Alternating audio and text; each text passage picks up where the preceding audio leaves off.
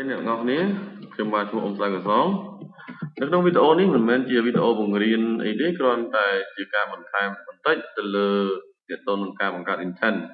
là vì muốn nó nhưng mà một ca video muối tại nhầm click nhầm vì nhầm lệch muối chứ thông mà đặc biệt là dân trong một ca intent muối nó cứ dân chỉnh lời như chẳng á chỉnh lửa đời chúng nó dân gió Android chưa là lấy một cái một chữ tự cho data activity 3 chúng ta thì nó những bạn check với hai được trong variant môn múc check finish okay.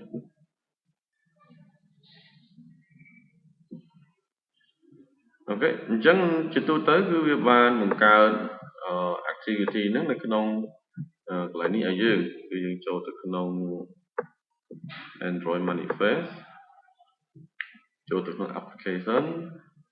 cái này dân khơi thay activity bạn một cái là dân cái hay dân ai đâu việc bị lừa choผมไอ้บ้านแต่ถ้ามีปัญหาមួយនៅពេលដែលយើងរ៉ាន់គេឥឡូវខ្ញុំរ៉ាន់ឲ្យយើងមើលសិន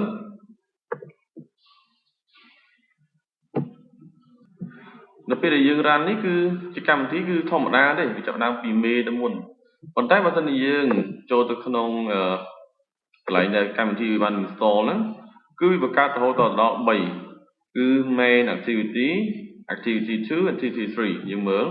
អញ្ចឹងកម្មវិធីរបស់យើងទៅជាមាន icon start up រហូតដល់13កន្លែងនេះឃើញទេអូខេយើងមើលចុចនេះក៏ដើរវាមានបញ្ហាបើសិនជាយើងចេញមកអញ្ចឹងគឺមានបញ្ហាហើយអូខេយើងមើលអញ្ចឹងដោយសារអីដោយសារតែយើងคลิกនៅក្នុង Android manifest នេះវាបានជាទូទៅឲ្យតែយើងបង្កើតactivity ណាមួយគឺវាតែងតែដាក់នៅក្នុង category ប្រភេទ launcher ហ្នឹងមានថាជាកម្មវិធីដែលអាចផ្ដើមដោយខ្លួនឯងបាន launch មានថាបង្ហោះឬគេចាប់ផ្ដើមហ្នឹងអញ្ចឹង launcher ជាអ្នកចាប់ផ្ដើមអញ្ចឹងយើងមើលទាំង3ហ្នឹងគឺមាន launcher ទាំងអស់ទី2ក៏មាន launcher ទាំងទី3ក៏មាន launcher អញ្ចឹងដើម្បីដោះស្រាយបញ្ហាហ្នឹងគឺគ្រាន់តែយើងលុបអាណាដែលយើងអត់ចង់ឲ្យវាជា launcher ទៅបានហើយគឺយើងលុបនៅក្នុងអានេះចេញអូខេហើយយើងលុបទី3ចេញប៉ុណ្ណឹងមកគឺជាការស្រេចអូខេហើយដល់ពេលដែលយើងចង់ uninstall កម្មវិធីនឹងចោលវិញគេមកដល់យើងចង់ uninstall នៅក្នុង Android គឺយើងចុចឲ្យជាប់ទៅហើយយើងចុចទីមកនេះ uninstall នេះគាត់ជាការ uninstall ហើយយើងសាកល្បងបើកមកទៅចេញ3ទៀតអត់ណាគឺយើងអាចដឹងអំពីវិធីការ uninstall ផងដែរអូខេយើង uninstall ដល់ទាំងអស់ហើយអញ្ចឹងវាខុសប្រក្រតីដោយសារតែទាំង3នោះវាជា launcher ទាំង3ឥឡូវយើងសាករ៉ាន់ម្ដងទៀតតើវាមានបញ្ហាចឹងទៀតអត់បន្ទាប់ពីយើងបានលុបពីចេញណា launcher ចេញវាពីចេញទុកតែមួយបានហើយទុកតែណាមេទៅបានហើយអូខេអញ្ចឹងកម្មវិធីចេញមកហើយឥឡូវយើងទៅបើកមើលនៅក្នុង home វិញបើកក្នុងកម្មវិធីរបស់យើងអញ្ចឹងពេលនេះគឺវាលែងចេញផ្សេងទៀតហើយគឺវាចេញតែ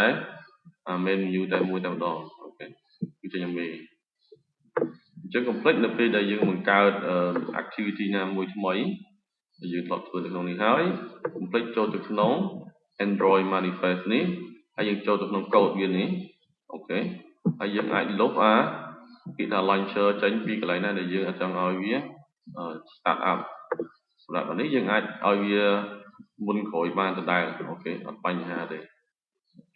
តែយើងអាណាដែលយើងដាក់ទៅមុនអញ្ចឹងយើងត្រូវដូរវានៅក្នុងនេះបន្តិចដាក់វាជា launcher ផងដើម្បីវាទៅផ្ដើមមុនគេអញ្ចឹងណាចឹងសម្រាប់ពេលនេះគឺសូមអរគុណ